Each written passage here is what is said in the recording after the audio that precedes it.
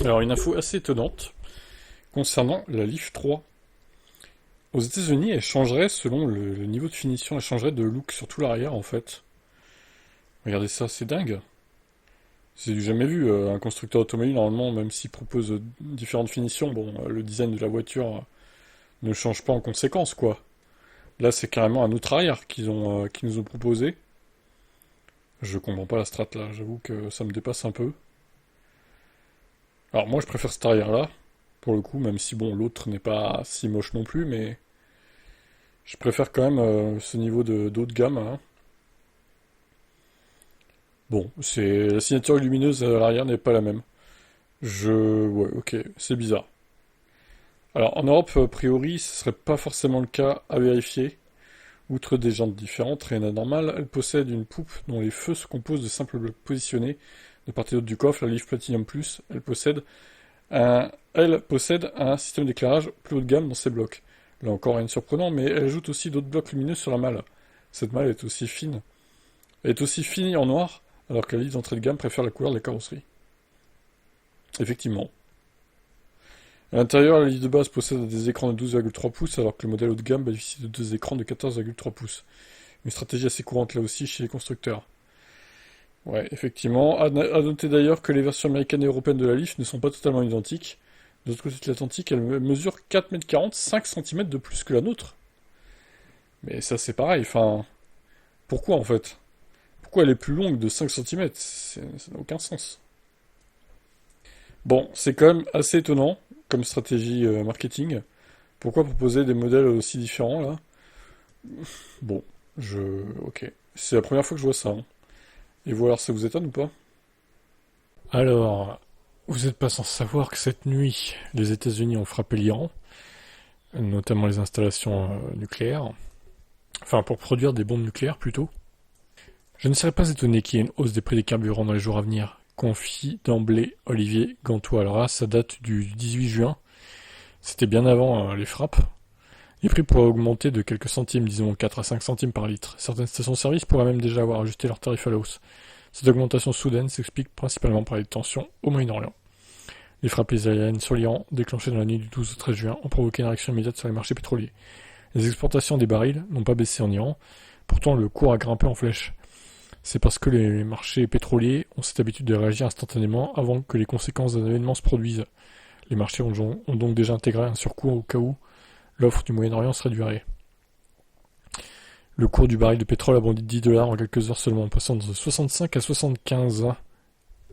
Dans les prochains jours, voire les prochaines heures, la tendance devrait s'inverser avec une nette hausse des prix. Les experts se veulent toutefois rassurants quant à l'ampleur de cette nouvelle envolée. Je ne vois pas de raison pour que les prix augmentent davantage. Il n'y a pas de raison pour qu'ils refluent non plus d'ailleurs. Alors justement, le fameux détroit d'Ormuz, ils en parlent après. Eh bien, il y a une news sur ça qui est tombée aujourd'hui. Décision attendue en Iran sur une fermeture du détroit d'Ormuz, selon Presse TV. Le Conseil suprême de sécurité nationale de l'Iran doit prendre en dernier ressort la décision définitive sur une fermeture de ce détroit. Voie de transit majeure du commerce mondial du pétrole, rapporte le média iranien Presse TV. Selon ce média, le Parlement iranien aurait approuvé cette décision après les frappes américaines contre ces installations nucléaires iraniennes. Environ 20% du commerce mondial de pétrole et de gaz transite par ce détroit, entre l'océan Indien et le Golfe.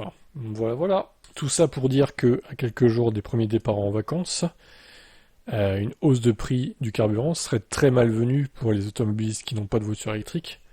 Je ne peux que d'ailleurs vous inciter à en prendre une, clairement, parce que là, on n'est pas du tout dépendant du coût de l'énergie pétrolière, du moins, et si on a des panneaux solaires, vu que c'est en été, là, on recharge gratos, en fait.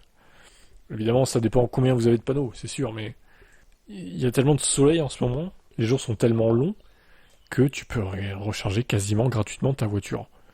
Et vous n'êtes pas tributaire de la hausse à la pompe. Et ça, c'est super, franchement. Mais je sens que ça va augmenter, hein. Surtout s'ils ferment ce détroit, là, ça va foutre un énorme coup de massue aux exportations de pétrole.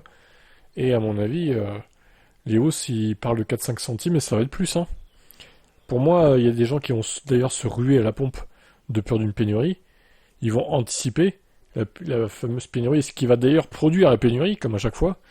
Et puis voilà, ça va être un chaos, un bordel pas possible. Il y aura des stations, il y aura plus d'essence et les prix vont augmenter automatiquement. Voilà ma prédiction. Qu'est-ce que vous en pensez, vous? Volvo va améliorer la sécurité de ses vœux. Alors, une ceinture de sécurité multi-adaptative. Le système mis au point par la marque suédoise vise à mieux garantir la sécurité des occupants en s'adaptant à la fois aux variations du trafic et au profil de la personne. Qu'est-ce donc que ça encore? Bon, je sens que... Ouais, je vais dire ce que je pense de tout ça à la fin, mais je suis pas sûr que ce soit très utile. Après, bon, on va voir. Saviez-vous que c'est Volvo qui est à l'origine de la ceinture de sécurité? Alors ça, c'est très bien. Très bonne invention, il n'y a rien à dire. Une invention qui remonte à 1959, qui aurait sauvé au moins 1 million de vies. Quelques décennies plus tard, le constructeur suédois entend franchir une nouvelle étape en adaptant ces technologies aux réalités du XXIe siècle, l'arrivée des capteurs intelligents. Grâce aux données collectées en temps réel, Volvo s'apprête à introduire la toute première ceinture de sécurité multi-adaptative. Elle est attendue pour 2026 sur le futur EX60 électrique. Le fonctionnement du système repose sur une personnalisation fine, rendue possible par les capteurs du véhicule. Taille, poids, position d'assise, morphologie. Autant de critères analysés pour adapter la tension de la ceinture à chaque occupant. En une fraction de seconde, le système de la voiture analyse les spécificités d'un accident telles que la direction, la vitesse et la position du passager et partage ces informations. Avec la ceinture de sécurité, le système sélectionne alors le réglage le plus approprié. Alors, sur le papier, ça a l'air pas mal. Par contre, si le système est défaillant, s'il y a un bug informatique, t'es mort. Disons les termes. Je suis pas certain que ce soit... Voilà. Par exemple, en cas d'accident, un occupant de grande taille bénéficie d'un réglage de tension plus élevé pour réduire le risque de blessure à la tête. En revanche, dans le cas d'une collision plus légère, si l'occupant est de plus petite taille, la ceinture de sécurité sera moins sollicitée pour réduire le risque de fracture des côtes.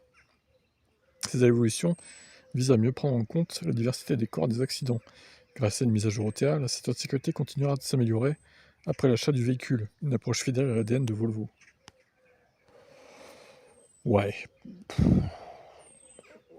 Est-ce qu'on en fait pas un peu trop au bout d'un moment? Une ceinture normale, c'est très bien aussi en fait. Hein. Et moi, j'ai peur que ce système soit défaillant en fait. Une ceinture de sécurité, c'est du physique, il n'y a pas d'électronique dedans. Bon, c'est un peu, je sais pas comment ça s'appelle, là, les trucs qui servent. Je suis pas expert, mais bon, voilà, c'est un truc physique, il n'y a pas d'informatique dedans. Ça réagit au choc directement. Là, ça va être bardé de capteurs, de micro-informatique, etc. C'est des risques de bugs supplémentaires. Je suis pas certain, encore une fois, que ça soit nécessaire de faire ça, mais bon, après, de toute façon, j'achèterai jamais de Volvo de ma vie, j'aime pas trop cette marque. Les voitures, je les trouve pas très belles et un peu trop chères pour ce que c'est, donc ça me concerne pas, mais bon, moyen, hein, l'innovation, là. Est-ce que ça vous paraît être utile à vous? Dites-moi en commentaire, hein. Peut-être que je me trompe après tout.